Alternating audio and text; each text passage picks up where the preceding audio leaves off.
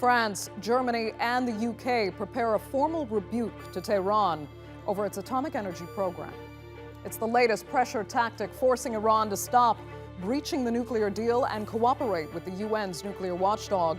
But will it bring them closer to compliance or jeopardize the already flailing efforts to revive the Jcpoa? I'm Andrea Sankey, and today's newsmaker is the latest escalation in the nuclear deal deadlock.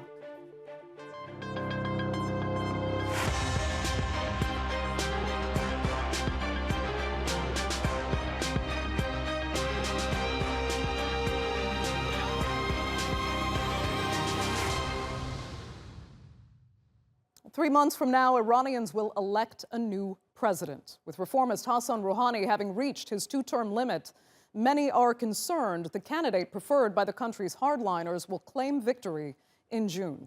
Conservatives have been quick to criticize Rouhani for showing weakness in dealing with the United States, particularly when it comes to the 2015 nuclear accord and the U.S. maximum pressure campaign. Add that to the threat of European powers issuing a censure warning over Iran's failure to cooperate with the IAEA, and hardliners can argue that reformist-led diplomacy has failed and humiliated the country. So just how dangerous is the diplomatic dance around what once seemed like a straightforward return to the terms of the Jcpoa? I'll speak to our guests about that in just a minute, but first, Natalie Pohonen has more on the deadlock over the nuclear deal. The fate of the 2015 nuclear accord appears stuck in a loop. Iran gave the US a February 21 deadline to lift sanctions. The date came and went. Then last week, the European Union proposed direct talks between the US and Iran. Tehran rejected the offer. We won't have any bilateral talks with the United States. As long as the US has not rectified its wrong path, no change will occur in Iran's policies. Iran says talks will only be possible after the US lifts crippling sanctions imposed by the former Trump administration when it pulled the US out of the nuclear deal between Tehran and major world powers. The Biden administration says it would return to the pact known as the Jcpoa if Tehran returns to full compliance.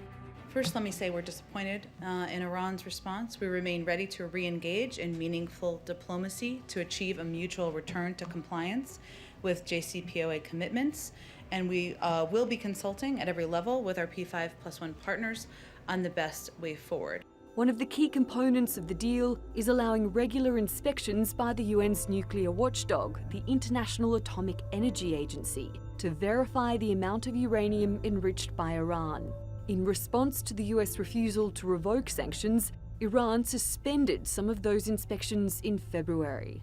For the next 3 months, Iranian authorities will keep recordings from monitoring equipment at nuclear sites, but it will only pass them on to inspectors if US sanctions are lifted at the end of 90 days. But the move to limit inspections in any way has raised the prospect that a formal rebuke could be issued against Iran at this week's IAEA meeting. The inspection work of the IAEA must be preserved. The inspection work of the IAEA should not be put in the middle of a negotiating table as a bargaining chip. While the diplomatic battle of wills carries on, the costs of the sanctions continue to mount for many Iranians. The people have been under severe economic pressure so far, and if they want to cut off cooperation, of course these pressures will intensify. The problems have become so great that people cannot even have an average life. There's also a desire from some here to see more action from their government when it comes to ending the standoff. The government must solve this problem by interacting and talking to the world. Sanctions have put financial pressure on the government to prevent it from receiving oil money. The government has also imposed this pressure on the people. While the deal is being discussed on the world stage, it's also happening in a year where domestic politics is front and center. Iranians will vote for a new president in June to succeed Hasan Rouhani. And that raises the possibility that a hardliner could be the one to take Iran's seat at the negotiating table if the deal isn't restored before then. The nuclear accord is hanging on for now, but just how much longer can this diplomatic status quo be maintained? Natalie Perhonen, The Newsmakers. Let's cross to our panel now. And joining me from Philadelphia is John Ghazvinian, author and executive director of the Middle East Center at the University of Pennsylvania. From Isfahan, Iran, political analyst and researcher in North American studies, Setara Sadeghi. And from Berlin, Ali Fatollah Nejad. He's a non-resident senior research fellow at the Afro-Middle East Center. Thanks all so much for joining us. John, let me begin with you. How concerned are you right now about what could happen in these crucial final months of Rouhani's presidency? Could the West be inadvertently handing Iran's hardliners an election advantage, if not even a win? Yeah, I think the thing about Iranian elections is that they are notoriously unpredictable, so I wouldn't be too quick to assume that somehow the vote has been held and that a certain camp has won. So far, there's only even been one candidate who's declared himself as a candidate, and the elections are still about three and a half months away. Having said that, it is concerning. It obviously doesn't play into the hands of those who would like to see better relations or dialogue.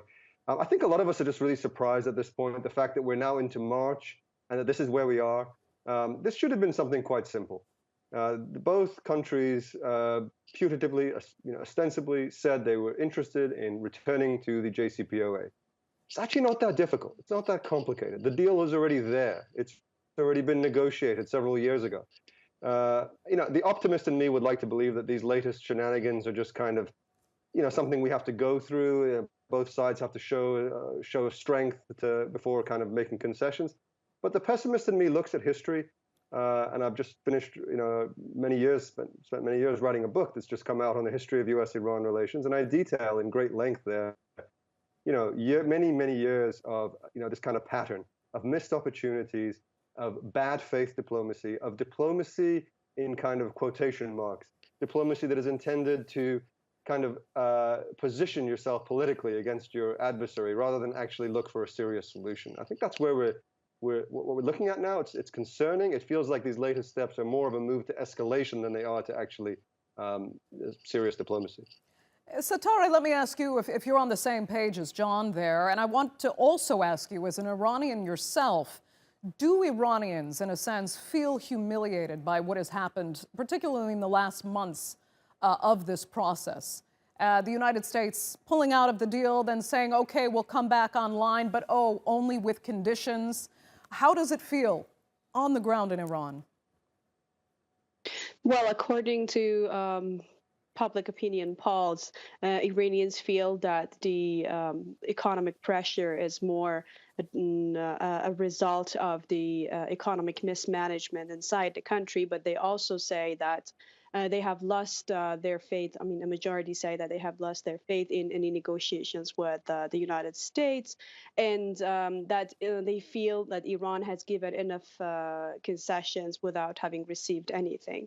Having said that, as you said, and as John also said, it's very difficult to predict what's going to happen in the June presidential election. But based on the failure of this deal so far, because the President Rouhani and FM Zarif have done everything and made every effort to reach the deal, and the deal was going well, but then it was the U.S. who breached the deal, and now they are the ones who think that they can set a condition before returning to the deal.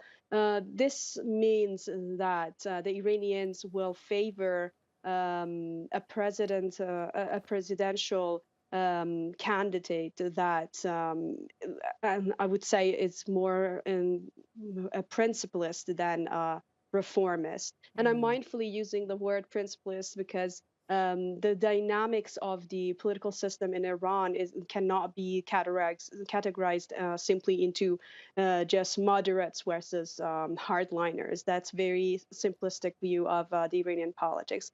And it's very difficult to predict what's going to happen in the next presidential election for the same reason. Okay, so the principalists then, in your opinion, might have an advantage here in the way that this is currently playing out. Let me ask Ali, From the European and U.S. perspective, do you think perhaps Joe Biden has backed himself into a corner, perhaps by especially telling U.S. media loud and clear that he will not lift sanctions until Iran fully returns to compliance with the JCPOA? Well, I mean, this is a part of a game that both sides are playing in order to gain leverage and gain bargaining chips in eventual negotiations. So I don't think that this is surprising, the U.S. stance to try to push the Iranians a little bit. On the other hand, the Iranians are pursuing, after Trump's maximum pressure campaign, a policy which they have called maximum resistance, one component of which, or a central component of which, is to escalate the nuclear program by a gradual reduction of commitments under the Jcpoa, and again, with the same aim of increasing their leverage in eventual negotiations with the United States. So this is the game we're witnessing. Let me add something on the issue of factionalism, because my reading is a bit different one. I think that the issue of factionalism is exaggerated. After all, Iranian security and foreign policy is basically an elite consensus. It's cross-factional elite consensus.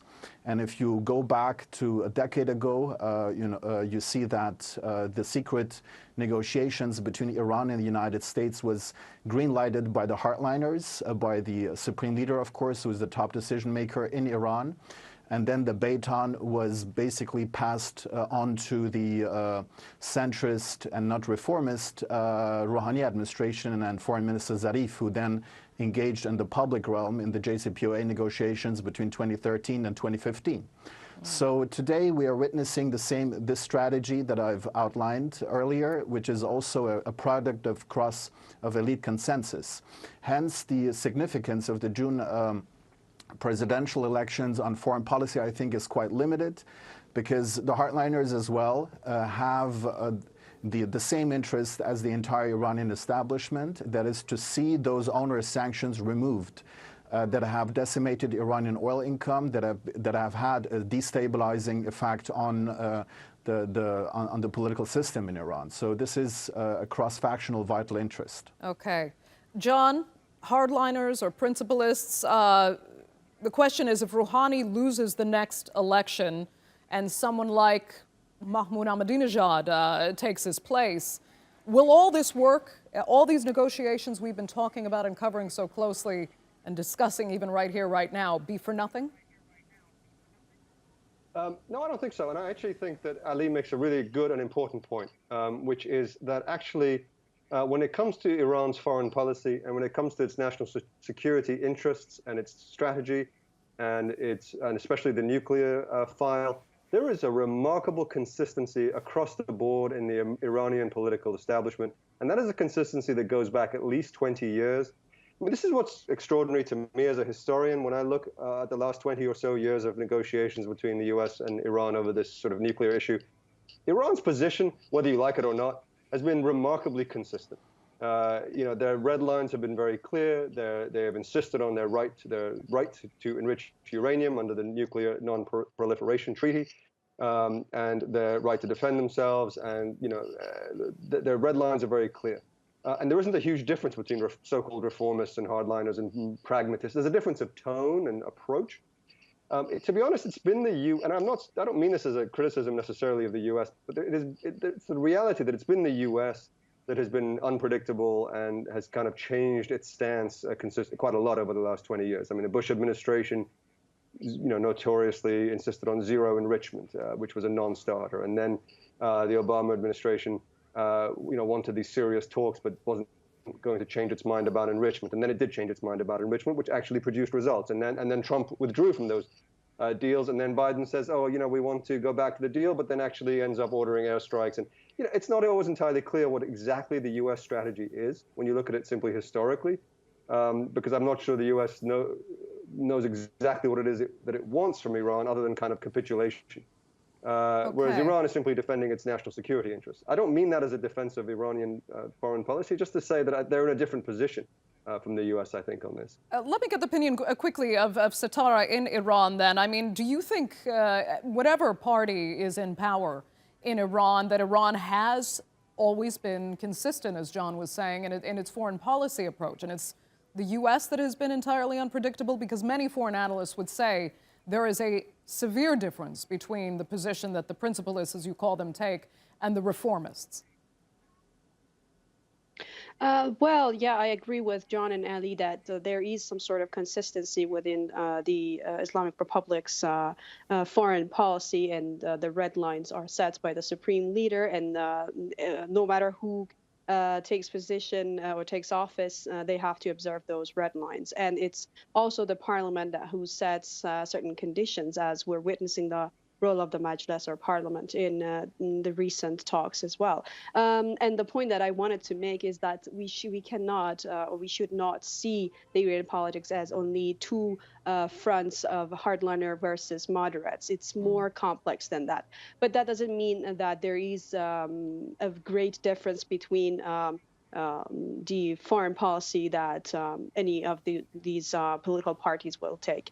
And I think the same consistency can be sort of seen in the U.S. as well. The U.S., it's true that like Trump opted for a very aggressive rhetoric and reached a deal, but the Biden administration is also not taking any concrete action to return to the deal. They're just talking about being ready to go back to the deal, but they have set their own conditions, which I find very illogical, because they are the ones who left the deal, and they have to show some good faith before being able to set a new condition for Iran. Fair enough. Ali, let me, I want to change course with you slightly, because at play right now is not just the Jcpoa and whether or not they can return to the terms of it on either side. There's also several problems at play with Biden's anti-Iran actions now taken in Syria, and its position in Iraq as well. Those are all playing into this too. A lot of it is highly provocative. So how is that actually factoring into how Iran deals with these negotiations on the Jcpoa at present? Sure. I mean, another component of this Iranian maximum resistance strategy is also in terms of, or is also occurring in terms of regional geopolitics, where Iran tries to show its destructive power or its power of nuisance by, for example, by committing some kinds of acts of sabotage in the Persian Gulf region against, some Arab monarchies' oil infrastructure, as we've seen over the last few years, but also creating headaches for the United States, especially the military presence of the United States in Iraq, and and also via proxies. And so on both fronts, this is happening. With an Iranian claim of plausible deniability. So on both fronts, Iran can say that actually it was not behind those actions. But those actions have a purpose, and the purpose is to show to the United States that they can be the destabilizing factor in the region, and also thereby increasing their bargaining leverage as well in eventual negotiations with the United States on the Jcpoa and perhaps on other matters, on non-nuclear matters as well. Hence, Biden's response in Syria has also been has to be understood as a reaction to this kind of Iranian strategy there, to show to the Iranians that those actions will not face the impunity that they might have faced in some instances over the last few years. But the Biden administration does not hesitate to respond militarily, although the casualty figures are, quite negligible. Fair enough. Now, John, on that wider geopolitical front, there are, other countries at play in here as well. Many people are talking about Russia and whether this can present kind of another situation to pit Russia against the United States via proxy. Do you think we're underestimating those elements and how they factor in, the role of Russia, for example? I think that's an interesting question, not one I'm particularly qualified to answer, but I do think that it's true that Russia has been relatively quiet on this front recently. At the end of the day, I think this is there's been a lot of talk of bringing in regional allies, Saudi Arabia and so on. And there's, of course, an interesting chess game being played across the region. always. But I think at the end of the day, the only way these issues are going to be resolved is going to be between Iran and the United States. I think everything is in place to do that. I think we just need to get on and do that. And, I think we'll just have to see. Right. Let me ask that then to Satare. I mean, if the Principalists, as you call them, or the Hardliners, as others might label them in particular, are going to kind of feel they need to look for other allies since negotiations over the Jcpoa might not work out, do you think there could be a move toward looking toward greater Russian backing, for example, in Iran and intensifying the proxy war that's already so much at play throughout the Middle East? Well, I'm not sure that's going to happen because I think Iran feels that they have engaged enough with the European signatories of the deal, as well as their regional allies, as well as China and Russia. And they're looking for maybe less military presence in Iraq or Syria or other places. But if they see anything from the United States, any action from the United States, they are probably more ready than any time before to react to that, to show that they also have some leverage in the region and they are playing a crucial role in the geopolitics of the region. Fair enough. Ali, your thoughts? Well, I think on Russia, it is important to understand in the context also of Iran's nuclear escalation strategy that is geared towards creating a sense of urgency and alarmism in the international community to rush back to the negotiating table, to go back to an Obama-era Jcpoa, by pretending that Iran is nearing the verge of acquiring a nuclear weapon. So this is, this is a threat with which Iran plays, and a nuclear-armed Iran, although, I mean, it's going to take a long time. It's going to probably take around 2 years without any kind of control until Iran can get to the point of developing a nuclear weapon and being able to deploy it. But a nuclear-armed Iran would not be in the interest of Iranian partners such as Russia and China. And when it comes to Russia, not only it is not interested in a nuclear-armed Iran, it is also not interested in a complete removal of Western sanctions on Iran. Because if that would happen, this would undermine the potential of Russia acting as a quasi-monopolist in terms of energy supplier to Europe. So the Russians, therefore, and this we have seen a decade ago with the nuclear conflict, try to play both sides. So they're playing an opportunistic role here, and they want to keep the flame of the West-Iran conflict alive. So not to escalate in a full-out war, but also not to pacify it to the degree of having all Iran sanctions removed. Okay. John, we're down to our last few minutes, and I wanted to wrap up with you. You knowing so intimately the history of the U.S.-Iran relationship, I want to ask you why you do sympathize, and I don't mean this as a criticism, but why you sympathize more with Iran, and very much in contrast to the U.S. policy of the last 4 years in particular. You believe Iran really does deserve more of a seat at the global table, and not just over the nuclear issue, if I'm not mistaken. Why is there that outreach you feel toward Iran? I just want to correct you on that. I don't sympathize with anyone. I'm approaching this as a historian. I think actually my analysis of the last 40 years of history, and I know we don't have time to get into deep history here, but actually is that during the 1980s, Iran was very much the problem, if you will, was in a much more radical phase after its revolution. There were serious attempts by the US to reach détente and rapprochement with Iran, and Iran was very difficult to deal with. But I think when you look at the history since the 1990s, it's been the US that has missed more of opportunities, that has tended to shoot itself in the foot more. I have no special affection for either government or, that's not the way I approach these things.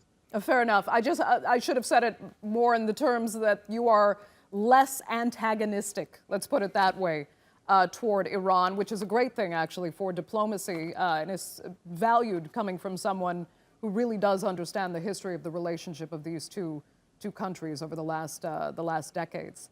Actually, No, I think I understand. Go ahead. I understand your question, but if I can just say, you know, it's not my job as a historian to be antagonistic to anybody. It's simply to try to help us understand the history of these issues better. But I appreciate where you're coming. Okay, fair enough.